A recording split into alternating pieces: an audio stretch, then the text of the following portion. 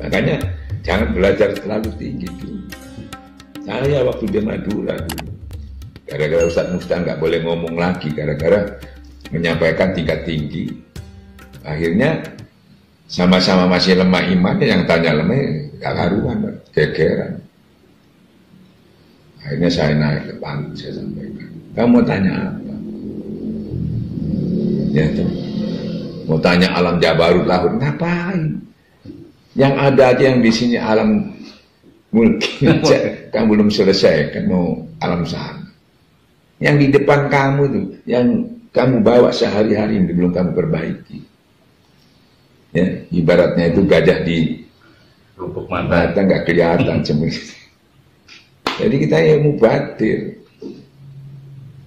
Nah, itu dulu. Nanti dia berproses, ibaratnya itu. Makanya kita diajar oleh tasawuf ini, jangan bicara buah, bicara bibitnya dulu.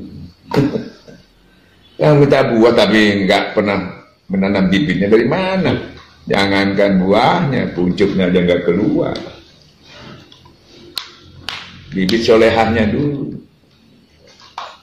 Bibit solehah itu yang mana? La ilaha illallah diperwujudkan jadi ismu zat.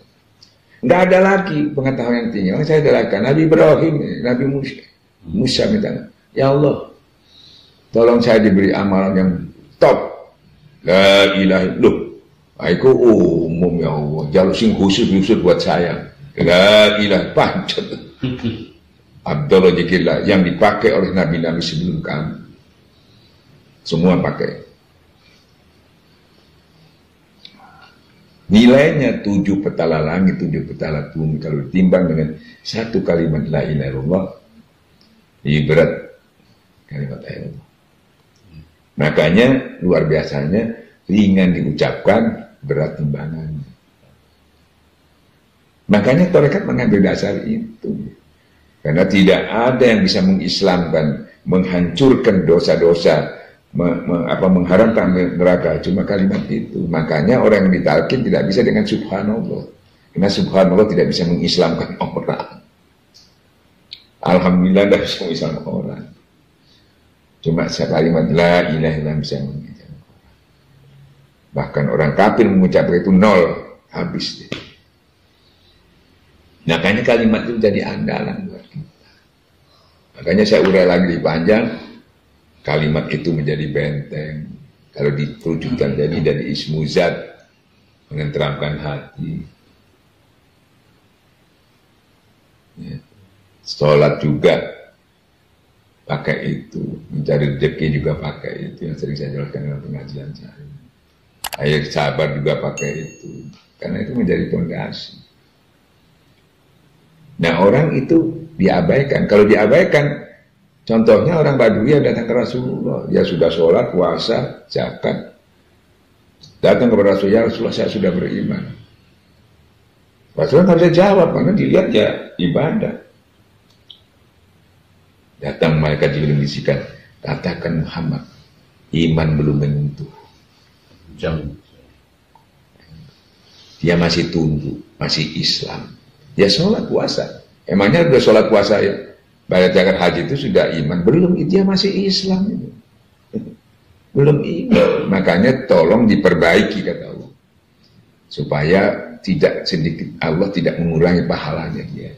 Menyempurnakan pahalanya. Kekurangannya di situ. Nah kalau kurang imannya, nah kebanyakan di situ umat itu sekarang. Ibadahnya jalan, karena imannya kurang, maksiatnya juga jalan. Nah ini yang bahaya di situ. Itu kajian saya, tapi kajian tasawuf ini banyak nggak suka orang. Kenapa nggak suka? Karena dia nggak beriman. Tauhidnya kurang ya. Tauhidnya kurang. Kalau tauhidnya keluar kaget. Kayak kiai-kiai itu yang beriman kalau kita ceramah dengerin macam ini. Mau nanya apa?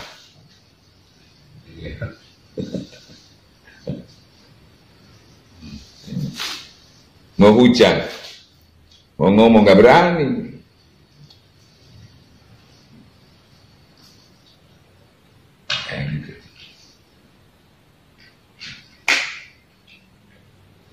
Mungkin di luar Pak, karena salah metode.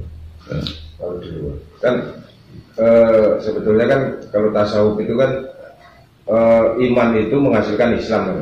Jadi maksudnya iman dulu aplikasinya ke Islam. Dia tidak bahwa nanti katanya baru timbul iman, yang enggak sih. Tumbuhnya iman itu dari sholat. Nah ini yang makanya seperti saya katakan tadi, tasawuf juga itu nggak akan salah. Dikira orang bisa sholat malam, kuat ini, zuhud dan sebagainya. Itu dari dia melakukan itu baru dekat sama Tuhan. Bukan dekat dulu baru itu muncul. Macam kadang gitu. Daun, ranting, buahnya itu keluar dari mana? Bukan daun dan ranting itu ada bibit, bukan. Bibitnya dulu baru dia keluar itu tadi. Bibitnya juga harus ditanam. Seperti kitab itu. Harus ditanam dulu, baru ditanam di dalam kalbu, baru dia keluar. Kalau nggak ditanam itu nggak bisa juga. Yang menanamkan juga harus ahli. Ahli itu orang yang bersih hatinya. Kalau kotor, Quran sedikit pun tidak menambah kebaikan kepada orang zalim. Karena dia nggak tahu cara menanamnya. Paling tidak dia menanamnya itu yang sering rusak tanaman itu. Kenapa? Asal tanah ditanam, tidak dibenahi dulu. Tanah ini harus dicangkul dulu, dibersihkan, baru ditanam. Kan kalau ahli gitu, ditanam juga tumbuh juga, tapi dia nggak berbuah. Nah, kalau ahli kan nggak asal tanah, tanahnya banyak nggak karuan, pacul-pacul dulu, diratakan. Maksudnya niatnya, yang sering salah tuh niatnya. Niatnya kepingin ini, kepingin ini. Nah itu makanya kita juga niat tuh ibarat tanah. Kita datang ke guru, niatnya di tanahnya mau ditanami kayak abah ini. Akhirnya tanah itu dibenahin sama abah. Dibenahin pakai ilahi anta maksudi warin. Itu tanahnya itu disuburkan itu. Cara prakteknya itu. Nah ditanam juga, tumbuh juga, tapi nggak berbuah nanti. Lambat lagi, apalagi siramannya nggak ada. Habis ditalkin, habis apa, nggak hataman, nggak ada itu, nggak bisa. Itu satu paket itu. Dan satu lagi yang sering salah orang itu, walaupun orang tarekat sendiri, ya tuh, nggak boleh alat pengganggu itu dibawa ke Allah. Apal harta dan anak binatmu itu kamu bawa dalam pikiranmu, di dalam kita berzikir. Kan bersabarlah kamu duduk bersama orang yang mengharapkan ridhonya pagi dan petang. Jangan kamu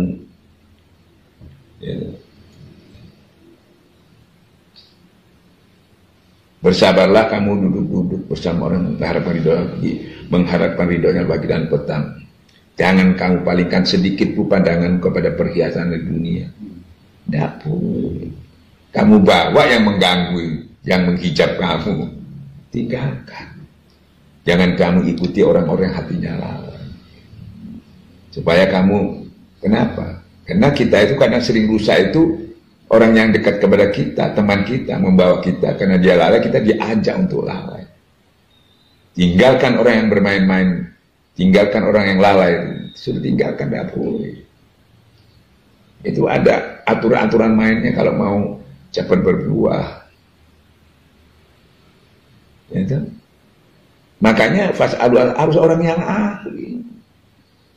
Bibitnya unggul, tanahnya subur, yang menanam ahli. Nyiraminya istiqomah. Makanya digambarkan hasilnya di surat Ibrahim itu seperti pohon yang akarnya menghujam ke bumi, ujungnya ke langit, dia kokoh, dia kuat, setiap saat dia berbuah, manfaat. Kalau ada minta ada buah. Ini untuk dia makan sendiri nggak ada, mau ngasih orang. Jangan sampai berbuah, sampai di daun aja orang sudah senang, sejuk. Ya, terus berbunga, orang melihat, masya Allah, akhlak karimanya cantik, indah. Terus berbuah. Kalau sudah yang nanam ahli bibitnya unggul dan sebagainya, apa perlu lagi diperiksa buahnya apa? Nggak perlu lagi. Apa mau direkayasa? Ini bagus, ini jangan, nggak perlu. Nggak perlu. Kita makanya orang sufi nggak banyak. Ini begini, nggak ada. Pokoknya ini sudah nggak ada rekayasa. Kalau ada yang masih merekayasa, membuat begini supaya, apalagi ada yang berbahaya lagi itu kalau murid-muridnya seakan-akan guru ini belum sempurna memberikan buahnya, dia tambah-tambah begini supaya dibeli orang. Muridnya bodoh. Ya, pasti hasilnya sudah baik tanpa kamu promosi. Nah itu. Nah makanya saya beri contoh tadi, kita kembali kepada pekerja tadi ya, dapat, tahu-tahu terganggu teman, akhirnya nggak masuk, males, ya. Apa yang dijanjikan perusahaan tadi dapat nggak? Nggak dapat. Kamu itu jangan merubah takdir. Orang harus bilang, jangan, justru kamu harus mengikuti takdir. Karena Allah itu yang menakdirkan, pasti Allah tidak zalim. Orang berdosa aja diampuni sama Allah. Masa Allah membuat yang salah aja diampuni? Masa kamu nggak salah takut? Jadi kita ikuti aja perusahaan itu sesuai dengan perjanjian. Nah kamu menyimpang, nah itu namanya kata Allah, bukan aku tidak menyadari, perusahaan tidak menyadari, kamu menganiaya dirimu sendiri. Akhirnya apa yang dijanjikan perusahaan mulai kurang. Bahkan mungkin belum selesai waktunya kamu pensiun, sudah dipensiun.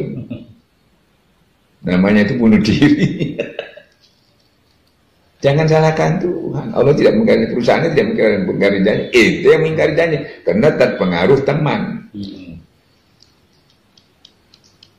Enak di sini, aja sudah akan terpengaruh. Supaya tidak terpengaruh, sampai juga harus punya teman. Teman yang mana? Temannya di majelis. Harus punya teman juga.